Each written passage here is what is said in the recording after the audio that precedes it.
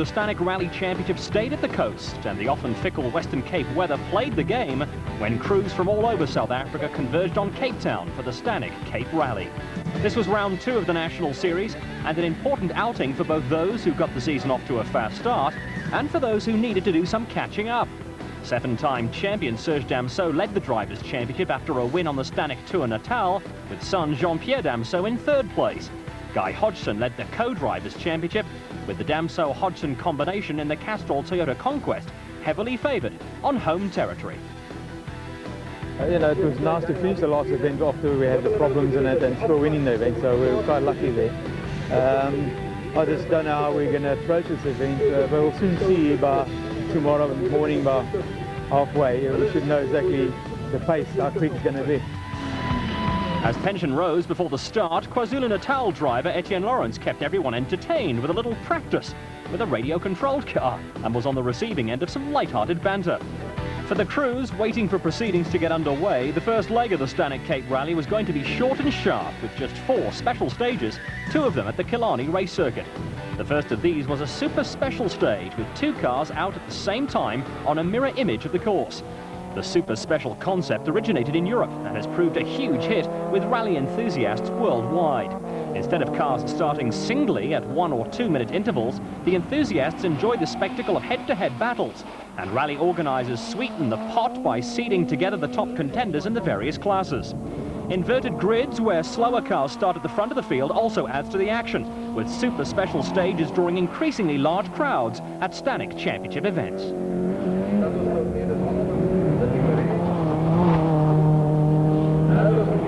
With clear skies and Table Mountain a magnificent backdrop, crews provided the big lunch hour crowd with plenty of entertainment, and there were 1 or 2 close shaves. Pretoria crew Callie van der Merwe and Andre Vermeulen sprang a surprise when they entered the ex-Sorrel van der Merwe de Ulanos and proceeded to get themselves a little early wake-up call. The Killarney Super Special was run using the inverted grid system, and with the quicker cars now into the special stage, the action was starting to warm up. And just to keep the pot boiling, there was pre-event drama and controversy surrounding former South African champion Hannes Grobler in the Bridgestone Nissan Sentra. Grobler and co-driver Nick Haddon were originally entered in Class N3, a category for standard cars. At scrutineering, it was discovered the Nissan, an upgraded model only recently available, did not comply with strict Group N rally regulations, and the former champion found himself moved into Class A7, a category for modified rally cars.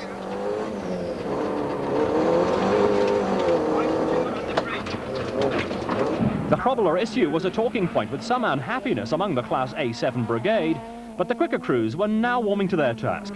Class A6 frontrunners Jürgen Fecken and Dave Lukowitz got the adrenaline pumping with a big moment in the Dunair Toyota Conquest, while Etienne Lawrence had forsaken radio-controlled toys for the real thing in the Team Total Toyota Conquest. Paolo Piazzamuzzo and veteran co-driver Richard Leake were hard at work in the Sasol Motorcraft Ford Escort, with the Killarney Super Special combining flat-out sections with some tricky tight stuff.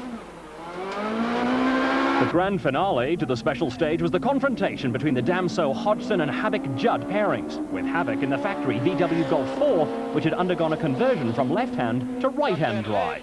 Yes, the guys have done an excellent job in changing the car. We obviously feel a lot more comfortable on the side.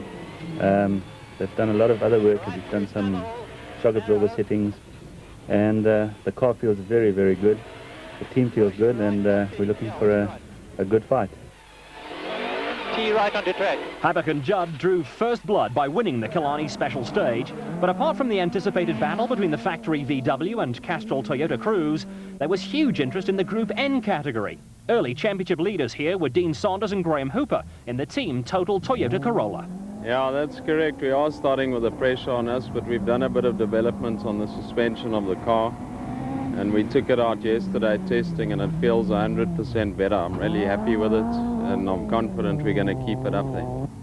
The Group N category is now highly competitive, with reigning Class N2 drivers champion Skalkberger and Martin Buerta in the Bridgestone Quality Tyres Toyota Corolla among the front runners.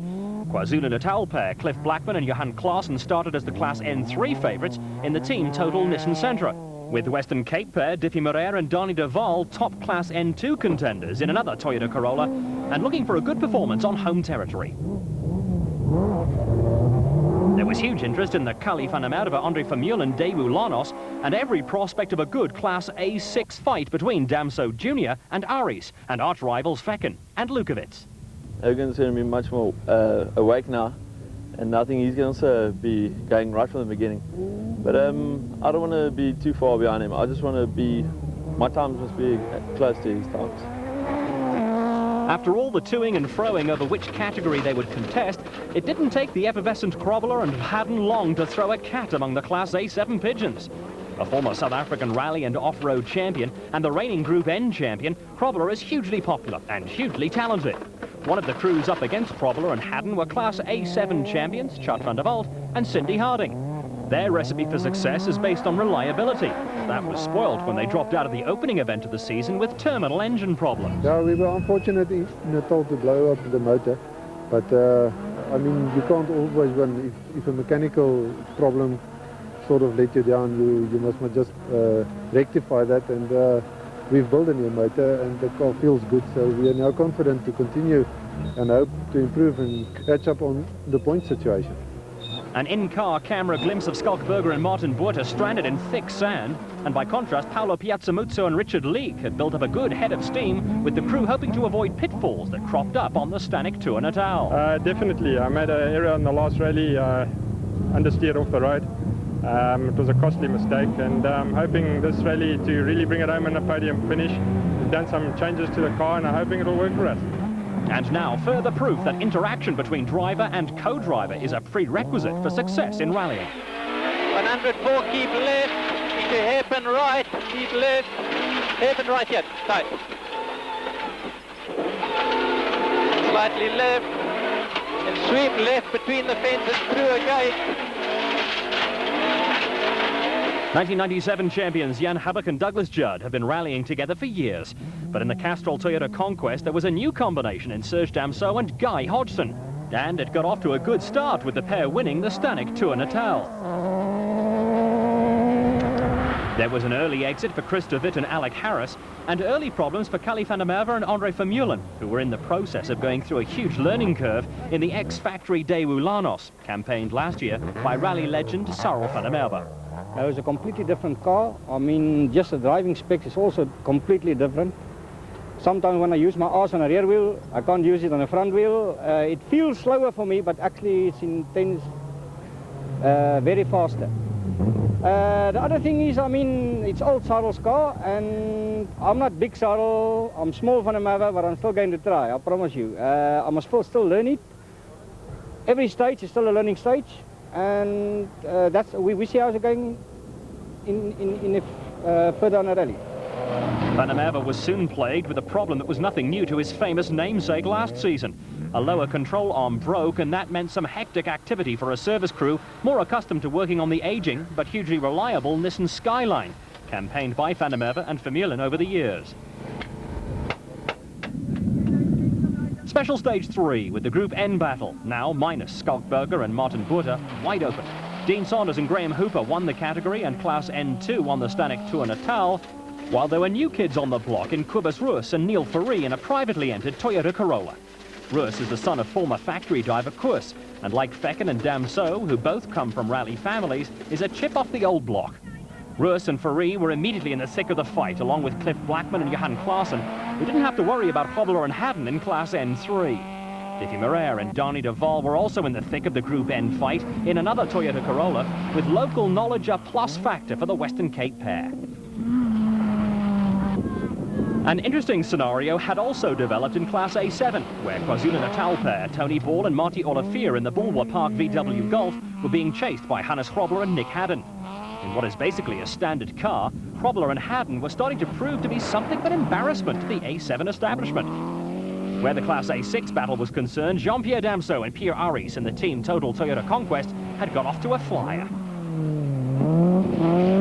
They were putting daylight between themselves and Jürgen Fecken and Dave Lukowitz, while at the front of the field, Habak and Judd dropped 17 seconds to Damso and Hodgson on Stage 2. The VW crew then let it all hang out on Special Stage 3. Yes, he left. 90 right and then left. 90 right. A blistering stage saw Havoc and Judd pull back 22 seconds on Damso and Hodgson, with the two factory crews opening a sizable gap on the rest of the field.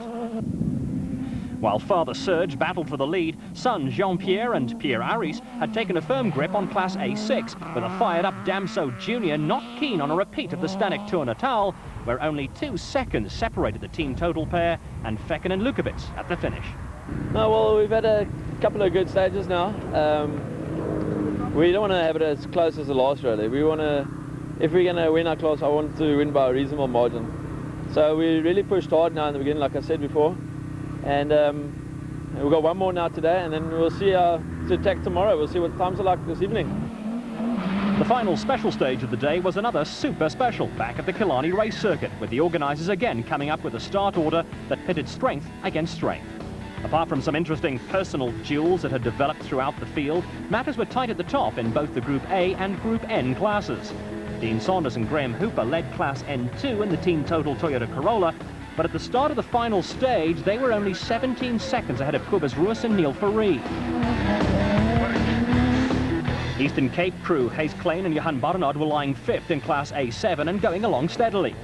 Cliff Blackman and Johan Klaassen were leading Class N3, and chasing after the overall Group N leaders, Diffie Moreira and Donny Duval, who were up into the top 10.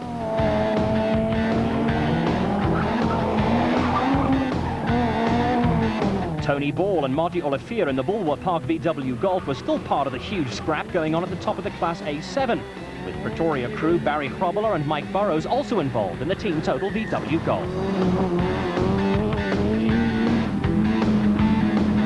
Apart from leading Class A6, young Jean-Pierre Damso and Pierre Aris had moved into 4th overall in a tremendous performance. Equally impressive were Hannes Hrobbeler and Nick Haddon in the total Bridgestone Nissan Sentra, although they were to end the day just 1 second clear of Tony Ball and Marty Olivier at the top of Class A7.